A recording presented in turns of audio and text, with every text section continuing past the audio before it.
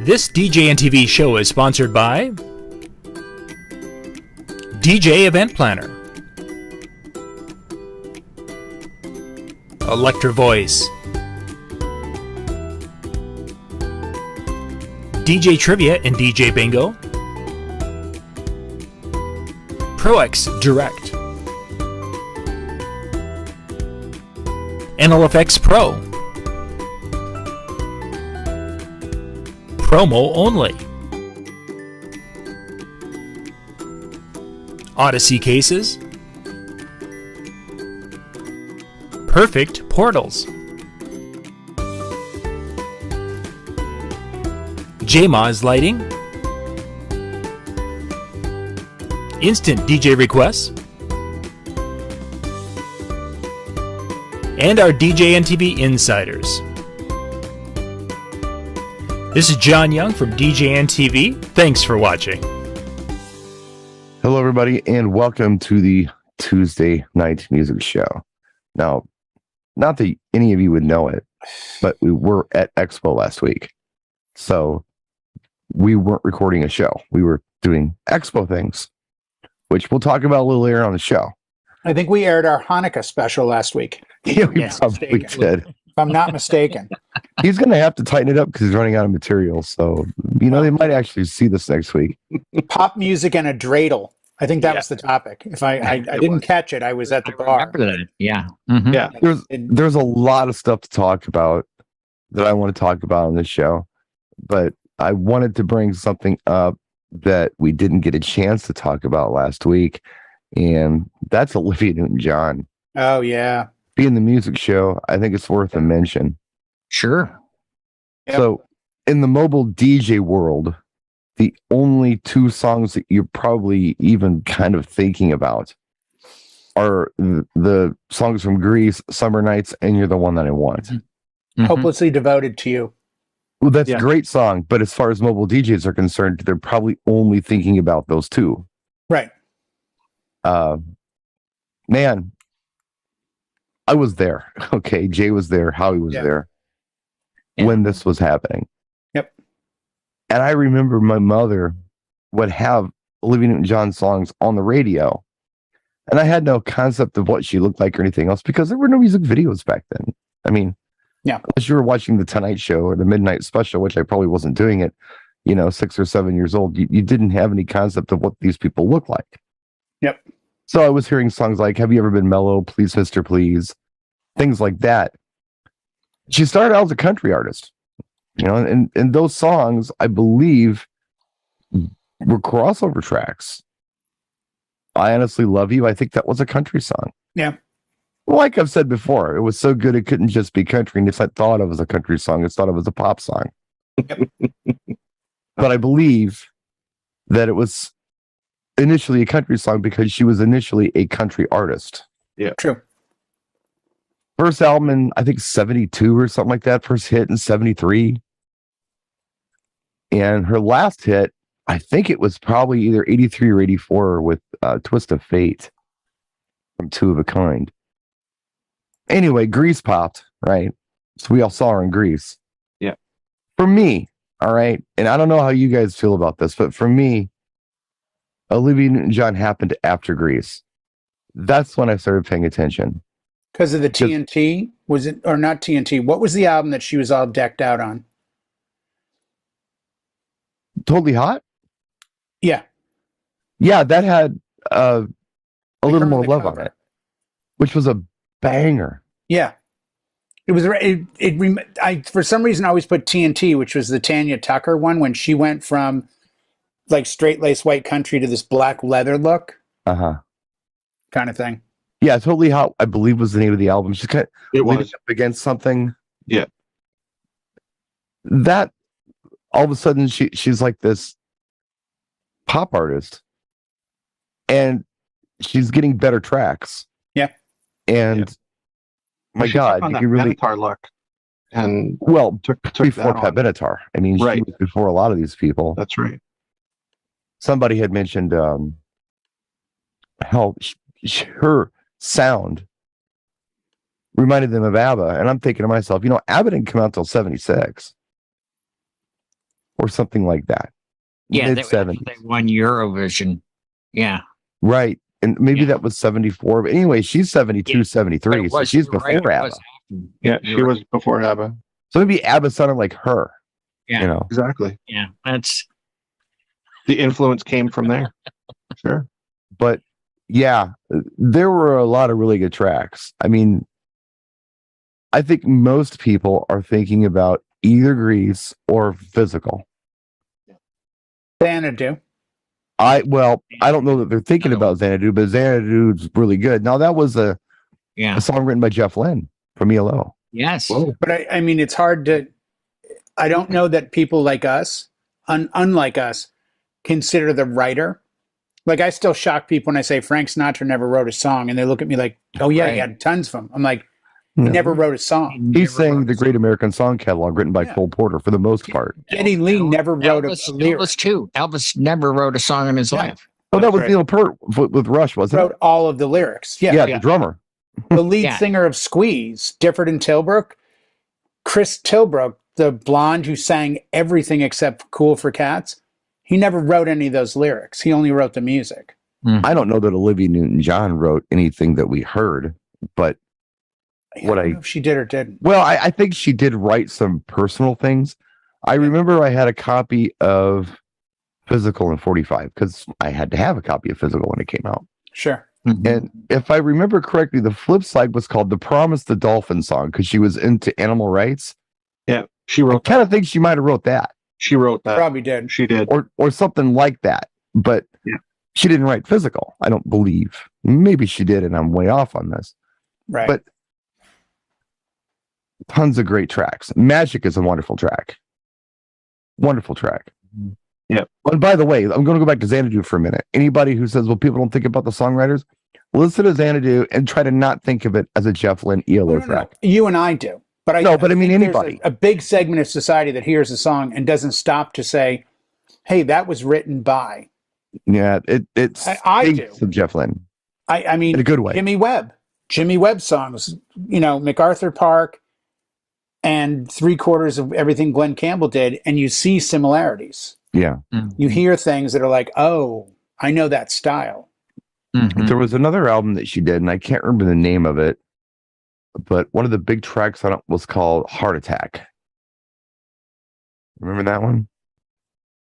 Vaguely, to be honest, It was a vaguely. good song. It was a cool song. She hit at that point in the late 70s, early 80s, and then a little bit later in the 80s where the roads had started to widen. Yeah. I got so into one style that I wasn't as open to pop. I think, yeah, you're right. That was the problem back then. I know, I mean, Two of a Kind was the movie, and it was the soundtrack. I have it back here somewhere. I've got a copy of that, Right. which had Twist of Fate on it, and it also had a song, Living in Desperate Times, that I think might have charted like way up there somewhere. Or way down there in the chart somewhere, I guess I should say. I don't think it was a top 40 track, but it was somewhere in the top 100, I think, as a single. And then that was it. I mean, she just disappeared. And you're right, there were so many other things happening. We had the second British invasion going on. We had all this cool rock stuff going on. Hip hop was becoming a thing. But then you think about it. I mean, geez, by what, 87, we had Whitney Houston. So the whole songstress thing kind of came back. But I And think Olivia's generation ended up in Branson, Missouri. well, but Olivia wasn't doing country anymore. You're right. No, but I think there was still that, Branson came in and said like, hey, here's for singers, particularly country, but the Osmonds had a big theater. Yeah. I wouldn't think of them as really, I'm just saying there's a cycle in music. If you sat down and wrote it, you'd say, start here, be groundbreaking, get dangerous, get pop, go mainstream, eventually end up in Vegas or Branson, be a throwback. I would argue there was that, and it was real. I remember I was just watching a Tonight Show interview with her and John Travolta, and it was actually Joan Rivers who was doing the interview. It wasn't even Johnny. Wow. And Joan asks Olivia, "How old are you?" And she tells her, and this was, I think it was either early 83 or early 84. That was And dangerous back then. And she said 35. And Joan says, well, you look fantastic for 35. And I'm thinking, my God, she's a kid. 35, you're still a kid in my world, Well, yeah, especially now. And in today's world, she's still a kid. I mean, look at somebody like Britney Spears, who they keep digging up. Yeah. And putting out there, and there's hits. People buy this stuff. Right. I don't know. I think if Olivia would have wanted to, if she would have wanted to, I think she could have kept going. Because the reason being is she's one of the only artists I can think of that was this total package. Mm-hmm. Where she had not only the range, but the tone. Geddy Lee's got range. Mm-hmm. But she had the tone. It's beautiful. But I think the thing did. I was watching a show similar to Tonight, or whatever it is, where I'm not sure if it came out or it's going to come out posthumously, but she was doing a couple of songs with her daughter, who's an artist. Chloe. Yeah. Did they release that, or is that going to be? I don't know. There's a music video out there where Chloe redoes Magic, and Chloe can't sing, but Olivia's on it singing, and it's like an EDM track. Okay. Oh, I think I've heard that. I remember watching it, and Chloe has like these big, Botox injected cartoony lips, and Renison, or not Renison. What's her name? Lisa Rinna. Yeah, it's worse than that. It's jeez. It's like plastic surgery disaster lips. I was afraid they were permanent, but I've seen recent pictures of her and they're not quite as ridiculous looking. I mean, Olivia had work done, but it was relatively tasteful. But the thing with Olivia back then, she escaped the internet, and I think there was some movie that I got into on VHS. Yeah, and you got out of it before it got ugly. Absolutely, right? It had correct me on this one. Her last name was Daly. She was in all those like movies in the 80s, Brian, like E.F. Daly or B.T. Daly. She had two initials for her first name. I don't know. She was the blonde, squeaky voice, cute little thing. And she would show up in all these teeny bopper movies in the 80s. And she was in with one guy who I think ended up living with Olivia Newton-John. He was kind of like a heartthrob for a minute in the 80s. And he was that was the only thing Olivia got caught on, was she had a bad habit with men. I think she had a husband a few years ago who went missing and was presumed dead, but then they found him. Oh, did they find him? Yeah. But she never got into any real Olivia Newton-John got busted with a pound of cocaine at the airport, kind of stuff. So she kept that wholesome. Well, I mean, there's all these tabloid stuff. Became parents. They were like, oh my God, Grease, you got to see. Plus, she was an iconic movie like Grease. Yeah. That's, Saturday Night Live or, Saturday Night Fever is iconic, but it's dirty. Grease wasn't dirty. Grease was like, you could watch it with your daughters. Grease is kind of dirty. Well, yeah, but not so dirty you couldn't watch it. Go back and watch it again. I just watched it. Hasn't aged well. Ago. No, but it was that magic time. It's sort of like Barry Manilow. Like, he still won't come out and say that he's been with the same man for 40 years. Oh yeah, he has. Well, he has now, but it's of recent times. But he got away with the beagle puppies and the girls falling in love, and let me just get this out before I go any further. And I want you to just riff for a while. That's fine, but I just wanted to get this out. It's like I was saying, total package, and this is what the total package is in my mind. She got the range and the tone. Okay. Now, you had mentioned, was not on the internet, but you didn't really hear anything about her caught with a pound of cocaine or anything. And she seemed like a kind person, and just had that smile. The only time she didn't smile was toward the end of her career. She was trying to be like more sexy thing, but she never really played the sex symbol. She was just hot. Well, she had the cancer battle too. That was after that. Later. I'm talking about physical. I'm talking about heart attack. I'm talking about. Oh yeah. Okay, that period. She was kind of going. Yeah. I don't know, man. One of my favorites. When I've always said that I think Donna Summer is the best female singer of all time. Olivia Newton-John is a pretty close second. Ann Wilson's in there. I mean, there are some that I'm just absolutely crazy about, and Olivia's always been one of them. Who I've just never heard anyone sound like her. No, you Right. know? It was that she unique. had a softness to her Talent. voice. I have an observation to make. When you say she disappeared, I think she had enough money to raise her family. She reminds me of Patti Smith. Okay, remember Patti Smith, Horses? Sure. Yeah.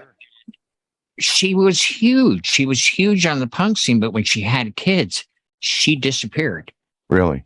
Now Yeah. she's back touring again because her kids are grown up. And I believe that's what Olivia Newton-John did as I was well. kind of thinking the same thing. I mean, she's had a ranch in Malibu forever, you know. Right. And I think they buried her there. She died. But- Just look, she died in Santa Ynez, which is between Solvang, which is north of me. Like I could get to where she died in probably like 2.5, 3 hours. And it's kind of in the middle of nowhere, but it's a beautiful place. Isn't And that where Michael Jackson Neverland was? Santa Ynez? No, I think his was outside of LA more, wasn't it?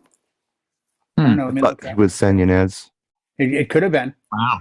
But it's up there. It's up above LA. Right. Yeah. Well, Malibu Ranch, I remember hearing about her living in Malibu for years. I know she's got properties in New South Wales as well. Born in England, by the way. Mhm. Went to Australia as a child. And then went back to England when it was time to really kick off the career. Neverland Ranch was 125 miles northwest of Los Angeles. So way up. Olivios, California. Okay. But it speaks to what Howie just said about her, raising her family and getting away. Yeah, I think he's You have right. to stay in the limelight. I think he's right. Because, I mean, think about it. All It that was a music. smart move. It was a Well, how smart many move to movies? take them out of that. I'm counting 3 movies under her belt. Mm-hmm. I'm counting 3. There may have been more. There's But I mean- probably more that we can't think of or remember. Yeah, and I mean, I'm not suggesting that the last 2 made any money, but the first one definitely did. Oh, yeah. And she was getting good deals on those last 2. So even if they lost money, she made money. And that was back in the days when they could double dip, when they could do not only the acting thing, but she could do the music thing too and the soundtrack thing. Right. Mm-hmm. So yeah, I think Howie's probably right at that age. Hey, if I'm gonna have a family, let's do it now. I got dough. I'm not She getting may any have gotten younger. points on Greece. I'm pretty sure she If got she a lot of did, movies under her belt, Brian. I think she did a lot of movies, actually. A lot. People, if you were to Google it, you'd be surprised. Like there's Well- a bunch of 80s movies that she may not have been the star in, but she was in Crocodile Dundee. She was in like a lot of pop culture movies like that. Oh well, maybe a cameo or something. Yeah, like she always was she in made sure that Crocodile was doing Dundee? something to cash in on. Like she was Olivia smart, Newton-John was in Crocodile Dundee. according I to don't- Google. I don't remember that. Was she somebody at the bar when he Who pulled knows? the knife out? Yeah, or- Like she was probably a cameo in the show, playing at a lounge or something like that. Or Well, I'm talking about a starring role. I mean, the 3 I can starring think role? of would be Grease, Xanadu, and 2 of a Kind. Those Yeah. are the 3 movies I can think of. It's all that I can think of. I mean, yeah, of course she's going to make a cameo. Eddie Van Halen Oh. is in RoboCop. Right. Made a cameo. Yeah. Plays a homeless guy or a geeked out guy or something. She had a female manager in What the was- 90s because I saw an interview with somebody locally in San Diego over the weekend. And they said, yeah, we did a show. And they showed a picture of this guy on stage with her in San Diego. And the contract was she would come out to do this big celebration of this coaster park and do like 4 songs. And this guy was so smitten and so excited. He went up to her on stage, on the mic, and said, is there any way the 2 of us could do You're the One That I Want? And she said, sure. So they did. And he said, I came off stage, and to this day, and we're talking, this is like 89, 90. Right. He goes, to this day, I've never been yelled at by a manager so badly as her manager. He goes, I get backstage and her manager was like, come here. And she just went up one side and down the other. Because she had said to me when we got her on stage, by the way, no surprises. Yeah. Oh, yeah, don't worry. By the way, no surprises. Like specifically. But I guess it spoke to Olivia Newton-John as a person who Yeah. obviously with her manager said, There'll be no surprises, right? Yep, no surprises. And when the guy said it in front of a crowd of probably 1,000 people, she's like, sure, I'll do that. Sure. Like, she could have very well said, oh, I'm so sorry, I can't. But She knew enough to. She seemed like a kind soul. Yeah. I've never heard anybody say that she wasn't, you know. I can tell you the exact moment she says something about making love in I Honestly Love You, because I did a wedding, I bet you 20 years ago, and the bride said to me, the father-daughter dance is the Olivia Newton-John's I Honestly Love You. Mm. But you have to stop right before 2 minutes and 38 seconds because it changes to and as we make love or something like that. And I'll never forget. Yeah. He said it. If she said it once, Brian, she said it 400 times. She came over to me before I announced the father-daughter dance, said, remember, and I'm like, 2:38. And they went out there and like literally I abruptly stopped at like 2:36, panicked. Because she's like, I can't stand that part. But the beginning, like it's my dad's favorite song with me, and but we both hate that part. I'm like, not to worry. Right. You know, I've turned you guys, I think I may have turned you guys onto this before, something that I found and it just baked my noodle. It was from, I believe, 2009, some benefit concert in Australia. Barry Gibb was doing this thing. So Olivia comes up and does a few songs with him. Islands in the Stream. I forget what the other one was, but they do Guilty. The Barbra Streisand track. Yeah. And Olivia, I mean, but okay, in 2009, Barry Gibb's voice was gone. He sounded like a Muppet version of Barry Gibb. Like Frank Oz was pretending to be Barry Gibb with a Muppet is what he sounds like. Olivia still has her voice, and I am convinced that Barry gave that song to the wrong singer because Olivia killed it. Barbara does a good job in that song. Live in 2009. Oh my God. Didn't Barbra Streisand on tour in the last 10 years do it with Barry Gibb again live? I don't know. He does that track on tour. I don't He know. had that huge tour about 5 or 6 years ago, and I know she does it. Yeah, he doesn't have. Is that the same show where Barry Gibb and Olivia sing Islands in the Stream? Was that the same? They do Islands in the Stream. I don't remember what the. Yeah. They do 3 songs: Islands in the Stream, something else, and Guilty. That one, of course, caught my ear, right? Just because I'm a big fan of the song, and right. Yeah. But yeah, he gave that song to the wrong chick. Yeah, I'll show it to you if you're interested. I'll show it to you again. A lot of people covered that song, even Dolly Parton, you know. But it's really good. She just was a natural. She was a total package. And my God, I mean, one of my first crushes. Yeah. And it was so disappointing to find out that she was very close in age to my mother.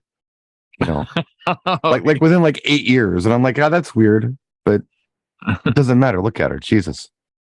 One of those. Oh, well. I got a Puerto Rican Kylie Minogue. I guess I'll just deal with that. Yeah, there you go. Yeah. Like I said, Thanksgiving or offer Brian the drumstick, not the breast. It's just the thing. Yeah. Dark meat. Always dark meat. I Olivia's, and you know, I was thinking to myself, you know, I normally don't dig blondes, but I love Olivia. Thinking like Olivia's so not in his wheelhouse. You know what? You're in the same boat with a lot of people. Like, there's a lot of people that thought she was it. Like, she had she was. Package. She was like butter. She's like butter. It was smooth. She was smooth. And she smiled when she sang. Yeah. And you know, she didn't look angry or like she was straining. No. Whenever I see everybody, Whitney Houston, enjoyed it. Watch Whitney Houston sing. She looks like she's ready to explode because she's pushing it out so hard. Yeah, yeah. Olivia's effortless. She's not even trying. Donna Summer was the same thing. Yeah. Mm-hmm. That's impressive to me. It is. From Boston. Just saying. From Boston. John is not from Boston. Donna Summer is. Okay. Donna Summer's from Boston. Yeah, she's like butter. Olivia NewtonJohn and Whitney Houston. And Jeff Lynne of ELO. And right. Of course he's from Boston. I can keep going. The Beatles Elvis from Presley. They're from Boston. Elvis Presley. God. Yeah, I can keep going. Yeah. Right down the list.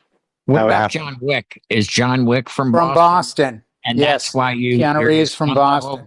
That's why he says Hawaii or something, but No, he says Yeah. Canada. And Canada. Yeah, he lives in Toronto, He's Canadian. oh, like hell, screw which that. is right near Go Boston. figure. It's right across the road. Yeah, right? Canada, Boston's America's right top hat. Yeah, America Good Light. Lord. Yeah. Yeah. So No, yeah, it was a big deal, and I think Yeah. we're at that age now where sadly you're gonna continuously see this, Sure. Yeah. line of people that we've seen in concert, we've adored.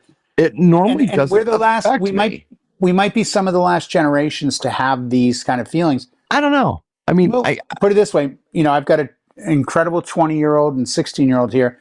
They don't own a piece of music. right. So but how tied are they to the artist? Yeah. well, they've grown up with somebody. Be No, they a did, but- personality of some kind. Right. Brian's hugging album covers from 1973. It's not the same. You've got the album covers sitting there. You probably have them in front of you. You've got Olivia's collection right here, hugging them, because that's how attached you are to the art that's on them and the photos that are in them and the voices that come from it and the emotions that come out of it. Where kids nowadays, it's on Spotify next or TikTok next. They don't have it's short that level of attention span stuff. attachment. Okay, let's talk about that. Going off a little left turn here. Sorry. No, it's okay. It's quite all right. But I'm thinking about this person who there's nothing in auto-tune that's making her voice sound like it does. It's all natural. You watch her live performances; they're actually better than the recordings. Like you have a real attachment to a real person. She's gorgeous. She's talented. Yeah. She's smiling the whole time she's doing it. Yeah. And then can you think of anybody else like her? I believe this to be true. Linda Ronstadt. Yeah. Linda Ronstadt was really good too. Smiled, beautiful voice, no controversy. But I know Linda's got an attitude. Linda definitely has an attitude. I know she came to Milwaukee one time. Yeah. And there were Linda Ronstadt tickets. People went to Linda Ronstadt. I remember hearing about this because they all came into my bar I was DJing in afterwards and told me about it. They were angry. She goes on stage and she says, "Look, I'm going to sing all of my Spanish songs tonight and none of my hits. And if you came here for the hits, well, you could just leave now." And she sang all Spanish songs all night. Didn't do one hit. And it wasn't like the Linda Ronstadt Spanish music tour. It was Linda Ronstadt in concert. And people were like, "What the hell are you doing? Like, you're not going to do any of your songs?" She just didn't care. So I don't, Linda Ronstadt didn't always have this reputation as a nice person. She was very much an entitled person. Just to prove your point, Brian, watching the David Foster documentary on Netflix, when they wanted Whitney Houston to do "I Will Always Love You" for Bodyguard, they couldn't find a version of Dolly Parton. So this is pre-internet. So somebody couldn't get it. They couldn't go to a store, whatever. But they found Linda Ronstadt who covered it. Yeah. And she does an okay job, but Linda Ronstadt only sings the first two verses. So David Foster goes to Whitney Houston with the first two verses, but beforehand calls Dolly Parton and says, "Hey, Dolly, just want to let you know, we're going to use your song." Because apparently back in the day, that's how you got publishing rights, was to call the artist and be like, "Hey, it's David Foster." Well, she owned it, so that's why they called her. Yeah. Like, we're going to do this. And she's like, "Oh, I can't wait to hear her on the third verse, that really dramatic part in the song." He's like, "What third verse?" "We have the Linda Ronstadt verse." She's like, "No, Linda didn't do the third verse. She couldn't pull it." Because it's that when that the real dramatic is the third verse. Right. When I wish you joy. Yeah. Right. Yeah. That whole thing. Because Dolly's like, "Oh, I can't wait to hear her voice hit the range she's got on those words." Yeah. And David Foster's like, "Wait a second, what third verse?"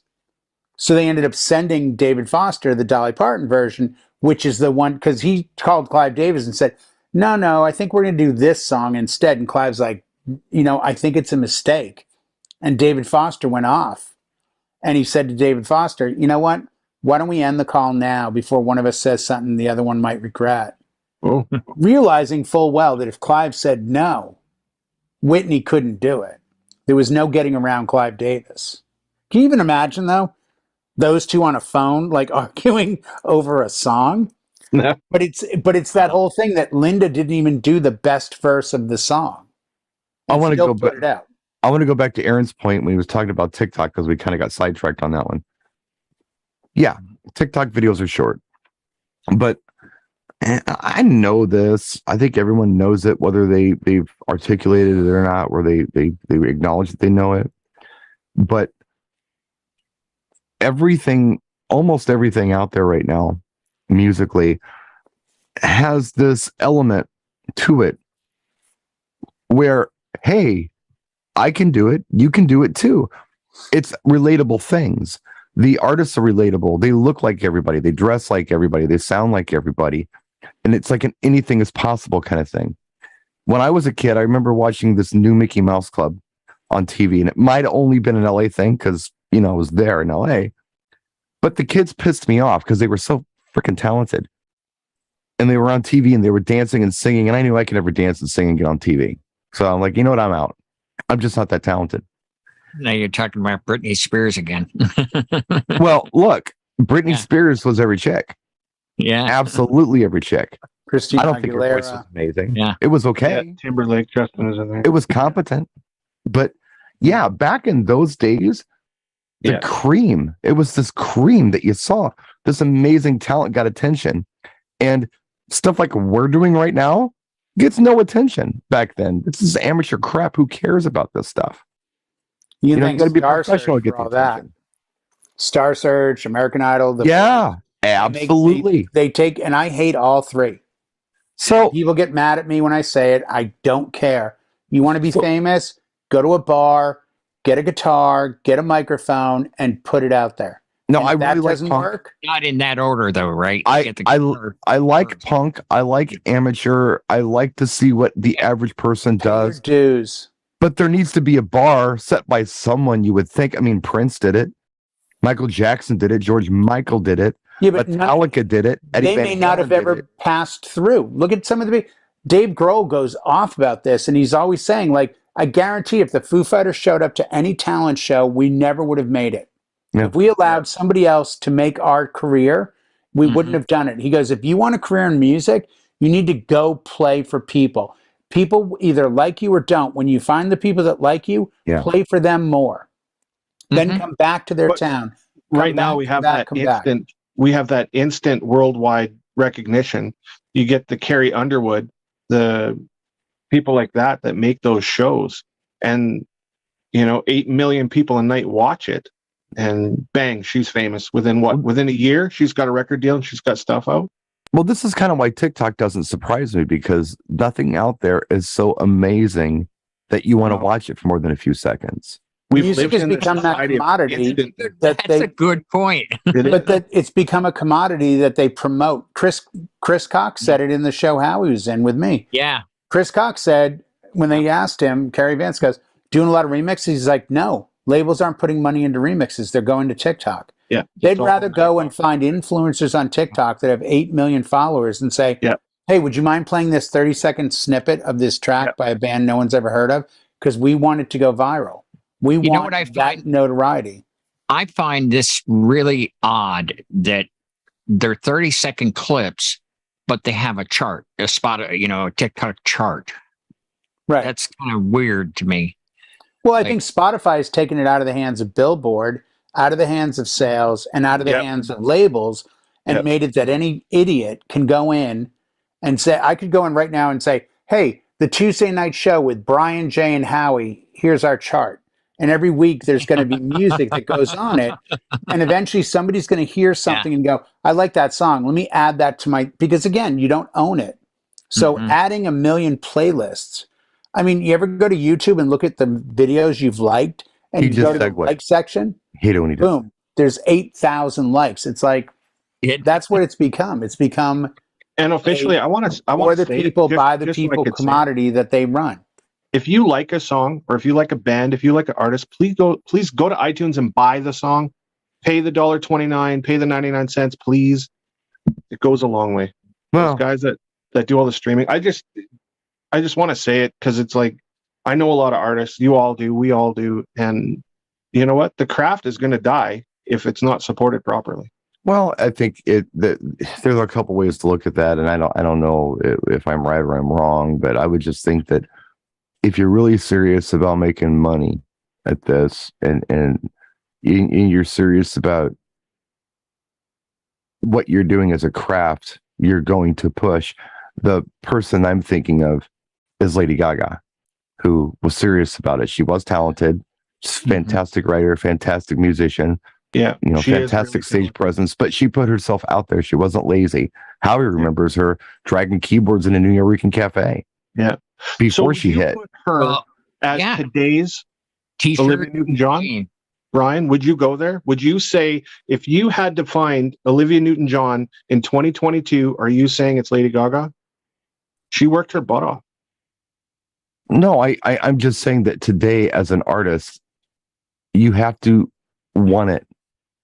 If you're lazy about it, ain't going to happen. If you feel like you're entitled just because you're good, you're not going to. You've got to put yourself out there. It's true. It's like Jay said about Dave Grohl. Put yourself out in front of an audience. Find an audience that likes you. Exactly, and that's what Lady Gaga did. Yeah. She literally carried her own piano in a soft case, and went in the Village Vanguard, and I couldn't believe it. I mean, this was before she was famous. I was like, oh my gosh, she's good. I saw Tracy Chapman in Harvard Square standing in front of the Harvard Coop where I used to work. Yeah. With the guitar case open. She was going to Tufts in Cambridge and playing guitar and singing Fast Car and singing songs. And people were like, holy, wait a second, throwing money. There was an Eric Clapton interview in the late 70s I heard on the radio, and he said something that has stuck with me to this day. They said, you're only as good as your last gig. They used to write God all over Europe. Quote. They used to write God all over Europe about Eric Clapton as God. And he's like, I'm not God. He goes, I got in front of the right people at the right time. I put in my dues. And there's a certain amount of luck that came in with it. He goes, somewhere right now, there's a guy in a small apartment with a little amp who's 10 times a better player than I am. The difference, I'm on the radio talking to you. He's still stuck in his apartment, and he may never get out. Yeah, Clapton calls it, you got to put your time in the woodshed. Yeah, it reminds me. He does, but even the woodshed, there are guys that are 10 times better than Eddie Van Halen. That was that same comment that somebody was asking, who's the best DJ? And I came back and I said, there's some kid sitting in his bedroom that can outmix the hell out of any person in this room. We just haven't seen him yet. Well, it reminds me of, it reminds me of what Randy Bachman said. I don't remember who said this to him, but he was a young man, and I think he was doing Guess Who at the time. And they said, look, there's always going to be somebody out there better than you as far as being a guitar player. So learn to write. But I think we judge it incorrectly. When you go to levels of talent, you diminish the fact that talent has no guidance when it comes to individuality. It is what you're given. It is what you earn. You can't register. I hate these polls that are like, here's the best this. And you look and you go, wow, that band is so popular right now. How is it that the guitar player from BTS is number 5 in the all-time best guitar players? Like, no one can pronounce his name, but he's number 5. Yeah, because who votes for it? And that's the downside. And that's where talent gets diminished. Because if it's voting, it becomes a popularity. It's nothing to do with talent. Talent is subjective only to the individual. I remember being very angry. I forget what magazine it was. It was some magazine. And it was probably 1998. And they were telling me that the most sexy woman alive was Britney Spears. Who was the most popular person at the time. Who, at best, is the hottest girl full of schools of ugly girls. I mean, at best. If every girl in school's ugly, maybe she's the hottest. Like, every girl, I don't know, got dropped as a baby and was in a car accident. Except her, then she's the hottest girl in school. All right. So it's not like, there's anything that has to do with actual beauty, talent. It's a popularity contest, unfortunately. But if you marry talent with good music, then you have something. And I would argue that happened quite a bit with Olivia. She had good songs, and they hit and it was good. On the other hand, she had some songs that weren't so good and they stayed on the country charts. That's where rock and roll goes. I'm sorry, but it's true. I think it's always still going to come down to when and where and how and what was going on around you. And, you know, it gets old and it gets tiring to get into the discussion of like, this one's better than. Yeah. It's like, no, I agree. You can't make that comment. I'm not the biggest Pearl Jam fan. I've seen them live and I know why people love them. But I got to tell you, Eddie Vedder they won a Grammy, I think. And he came out and said, wow, we won an award for art. He goes, you know, I don't understand that. Yeah, I don't either. How is my art better than this art? Like, why am I walking away with a little award for my art when I truly believe that his art was 10 times better than my art? Right. He's like, you can't make music a subjective title and judge it based on this. The greatest song in the world was never number one sometimes. That's why I don't watch any of those shows like America's Got Talent, The Voice, or it's a popularity thing. I don't care. I don't watch. People are rooting for the story. They find some guy or girl from Tennessee or wherever, and they're 16 years old and they have 6 jobs. They've got every disease under the map. They've had such a tragic life, but they have a beautiful voice. Anywhere else in the world, they'd be a background singer until they can get their own signing. Mm-hmm. But America buys into it and goes, oh, we have to help them along. It's like, you know what? Somewhere there's a mother with 3 kids homeless in a car that can't have food tonight. How about you help them? You know, when you think about, you know, the whole package thing with the looks and the voice, or maybe just the looks and the voice is secondary on some of these, you know, newer artists. The one I think about that I wonder if they would have ever done anything if they'd have been around in today's time is Elton John. I wonder if anybody would have paid any attention to him today. With his I voice. absolutely think he would have. I absolutely believe it deep in my heart. I think it's he didn't write anything. No, Bernie Taupin. He wrote the music. Of the lyrics. Right, but he didn't write lyrics and things. No. His voice isn't great. He can play. You know who introduced him at the Troubadour? His first Troubadour gig? Was it Bette Midler or something? No, it was James Taylor. Oh, yeah. And in the audience was Carole King and James. Like, everyone was there because the buzz was going around about there's this guy.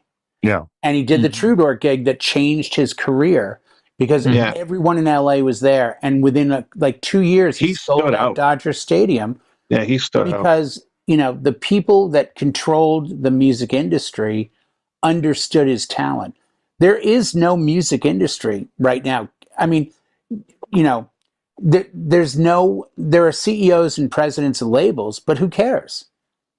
No, people are putting out their own music in this new DIY style on the internet. Yeah. The labels have fallen away. So if you don't have that power base, it comes down to popularity. You just did a festival. I just did a festival. There were headliners at both festivals that made 0 sense in the scheme of it all. But the audience in front of them apparently loved them enough to say, this is who we want. Right. Yeah. Martin Garrix, there's a great documentary on him. He, within 2 years of releasing Animal, headlined Ultra. And about 90% of the DJs on the bill had no understanding as to why. They're like, wait a second, he's been a DJ for 2 years. He's headlining the biggest festival on the East Coast. Yeah. On Saturday night? Yes. Why? Well, he had this big hit and he's a good kid. He's like 19. Yeah, but I mean, you make DJing less of an art form when you say, this kid had a big hit, put him on the top of the bill. Well, where are the real DJs that have put in the time and effort in their career and slugged it out in the bars and the clubs and the bar mitzvahs and the weddings and everything else? So again, you make talent so subjective that it just becomes like a popularity contest or right place, right time. And you get swept up in that wave of, you know what, if we can get this name at the top of the list. You know, speaking of, we only have about 20 minutes left, or less than 15 minutes left. I was thinking about DJ Expo. And, you know, we were there. Everyone here was there. And I got to tell you, I walked away from DJ Expo just realizing, I'm not a very good DJ. I'm kidding. No, I felt amazing walking away from Expo. On so many levels. I felt legit walking away from Expo. I really did. Yeah. More so than I have in a very long time. And I know why. Many levels. Yeah, I know exactly. Well, no, you don't. I mean, we're talking about this kind of hype thing that happens. There's a lot of that. Yep. And a lot of it is exactly that hype, I don't know. I just... Yeah. I had fun at Expo, though. It was a positive experience. I did too. It was positive. I appreciate you guys inviting me down to that too. Just the people, you people made it great for me. My first Expo. I know it was your 20-something, Brian. Okay. You've all been doing this for a while, and I'm glad you still do it. I'm glad you still show up. And the togetherness in it. I'm going to sing Kumbaya for a second, but I'm just going to say thanks. It made my first one great, and I can't wait to go back. It's a different show than it used to be. It certainly is. It's a lot more chill than it used to be. Howie, I think you hit the tail end of the crazy. I think, I don't know what year it was. It was like 15 or 16. Yes. And 15? that was one of the last years that it was like a big show. Would you agree, Jay? Yeah. Yeah. 100%. Yeah. And it was very they had the 30-foot trussing for the lighting companies, and there's the only place you can do that now would be at the convention center. Yeah. Because at the room that they have there now, they used to have, it was a 40 foot tall, and they cut that. That's the reason the ceiling. Yeah, it's a two-story room now. Yeah, they have offices right above the expo floor. No, I don't know this to be true, but it's got to be there. Is that where they used to have Tyson fights? Yeah, that's in that room. Yeah. Okay. Yeah. They changed the seating on the sides. Yes. Cut it in half. Yeah.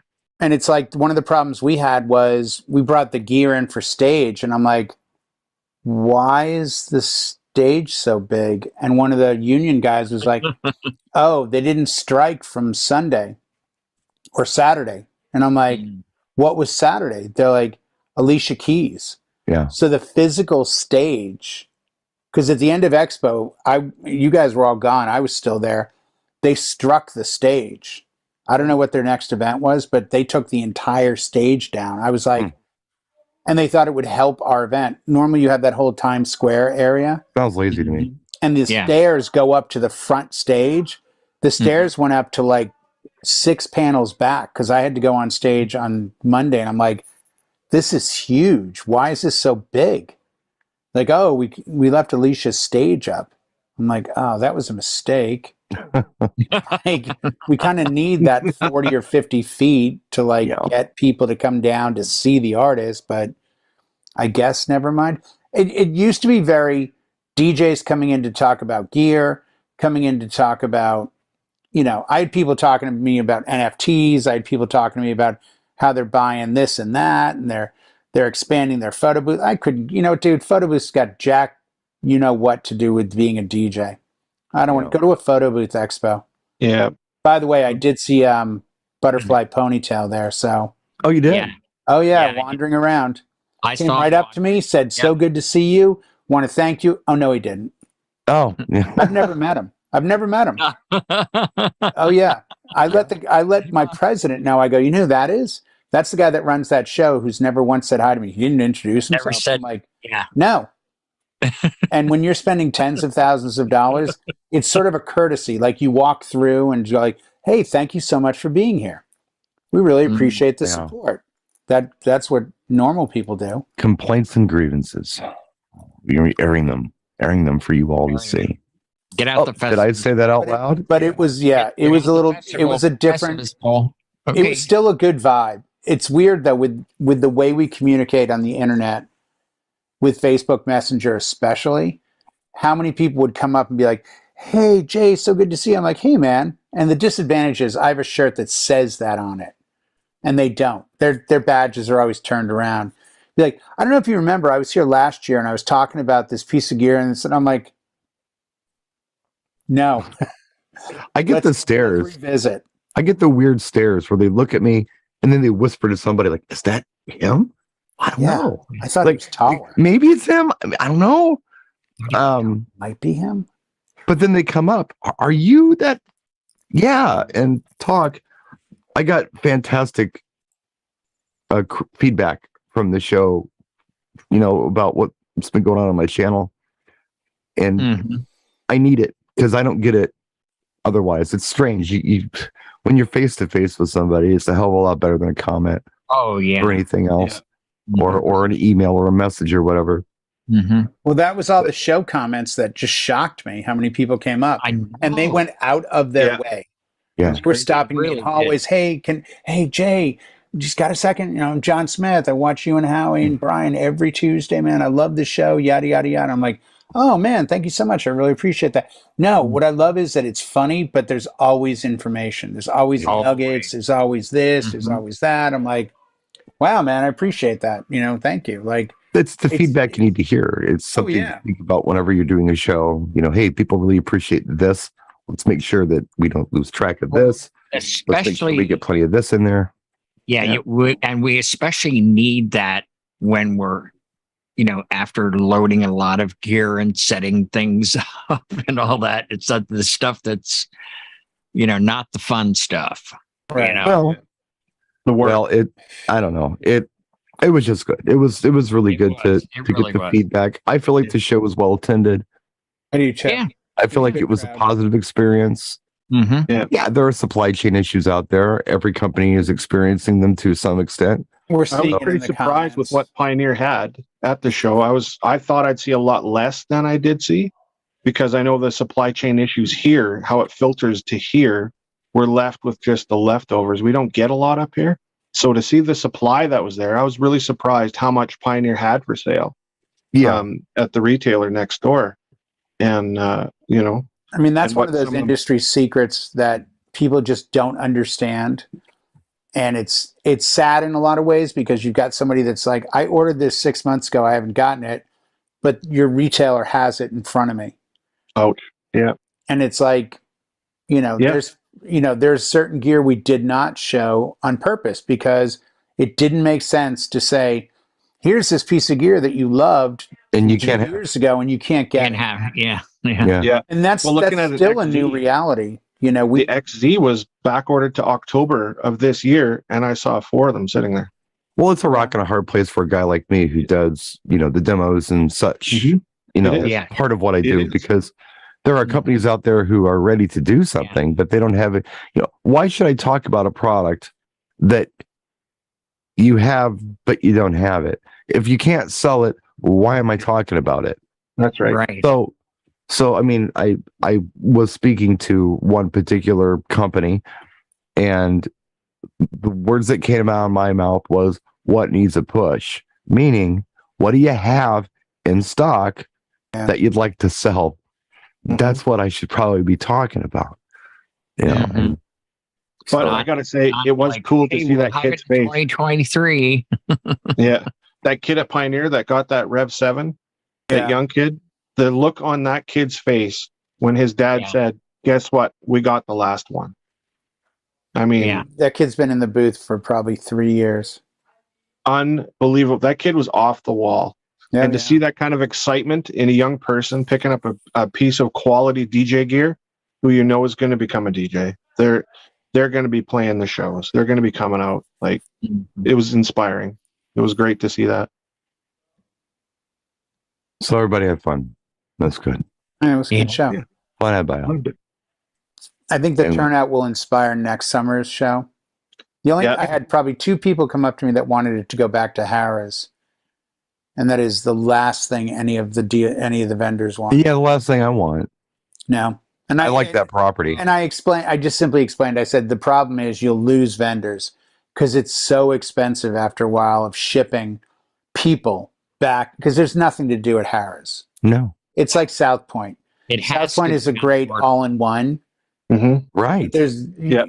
you're 7 It's tied miles to from nothing. Tropicana. Yeah, The boardwalk is Right in front of so you. appealing. yeah. It Oh, yeah. really Me. is. It really know? is. Yeah. I want to go to this little hole in the wall and get a slice, You're not doing that at Harris. No, Yeah. you You're can't. either eating at Harris or you're You're going to Golden Nugget, taking an Uber somewhere. or you're going Hard to Rock was Borgata. perfect. Hard Rock was perfect. You walk out on the steel pier, like you're saying, go get any of the treats. The hot dogs are there. All the fair food is right there. There's You know, people just watching. midnight. You're Yeah. part of it there. And You're not a was part of anything at Harris or South Point. You're a part of nothing. right. It's just Hard a Rock was very great. different vibe. If I didn't know any better, fine, but I do, so I want that. Mm-hmm. But yeah, it was a good show. I think everybody had fun, and I learned a lot. Put some things in perspective for me, as far as where DJs are, where DJs aren't, maybe where I might be able to help or be of service to our industry through video, and only give it my best shot to try to educate people the best I can. It's funny because, I mean, as DJs, I think we all kind of assume, or I do anyway, if someone's professional or if someone is, making a name for themselves or whatever, you assume they know what you know. You just kind of assume it. Mm-hmm. It's like musicians. Every musician assumes the next musician reads music too. Hey, play this in the key of C, and you assume they know how to do that. They don't always know how to do that, but you assume they do. Yeah. It's the same thing with DJs. I assume DJs know music. I assume DJs know how to do sound. I assume DJs know how to do lighting. I assume DJs know how to use a microphone. Yeah. And I assume DJs know how to talk to a crowd and play to a crowd. And that's not always the case, That was one of the seminars I went to with Mike Marquez, and that was his opening to his seminar, was every person in this room believes they're all on the same level. Yeah. We are not. And we need to figure out where we are and how to move to the next level. Yeah. And his seminar was fantastic. So he said, by show of hands, and he had the slideshow, and he turned to the slideshow and he read it as he was going through it. Jay, first slide up. Are you a bedroom DJ? Put your hands up. And I could not believe 75% of the room had their hands up. Well, that's Expo. I can totally believe it. I couldn't believe it. I couldn't believe it. Yeah. Totally. And then they went through, who's a mobile DJ that's done a couple parties. You got paid a couple bucks. Your auntie kicked you some money for her birthday party. Who's done some mobile paid events? More hands. Who's like a pro mobile? Who's done festivals? Who's done clubs? Who's done radio? Like, where are you on the chart? And it was surprising to see, there wasn't too many pro mobiles that have done festivals, and I've got all that this week. It just puts things in perspective, because I can say to somebody, hey, how familiar are you with Olivia NewtonJohn? Oh yeah, very familiar. Hey, I don't know, for some reason DJs don't want to say that they don't know stuff. It's a generation thing. Young people don't like to say they don't know things. They want to always know, and they're embarrassed if they don't. My kids are like that. I'm trying to break them of that, but it's a thing because of Google. If they don't know, all they have to do is Google it, if they bother to do it. But they just pretend to know everything and have all the answers. Well, you know what? Sometimes you just got to learn how to say, I don't know, I need help, and get the help and learn how to do it the right way. Mm-hmm. Or, let your ego do the talking. And the early Aerosmith stuff that Jay plays, I haven't heard that stuff. I love it. I love it when you play the early stuff, the deep stuff, checking emails, the cuts, the old Aerosmith tracks that I don't know. I love it. I love it because I'm a big fan of the band. And then when you play that stuff on your channel, on your show, on Twitch, and you go into the deep Aerosmith stuff, I love it because now I'm hearing stuff I don't know. And it's from a band that I do like. Yeah. I mean, hey, music's I love exposure. I love learning. Bring it. There's a lot I don't know. Well, we're hitting the top of the hour, so I'm going to put a fork in this sucker. Any final thoughts? You got 2 minutes. Howie. No, just goodbye. I'm waving goodbye. You waving goodbye? He says peace. All right. We'll see you next week. Thank you. Alrighty.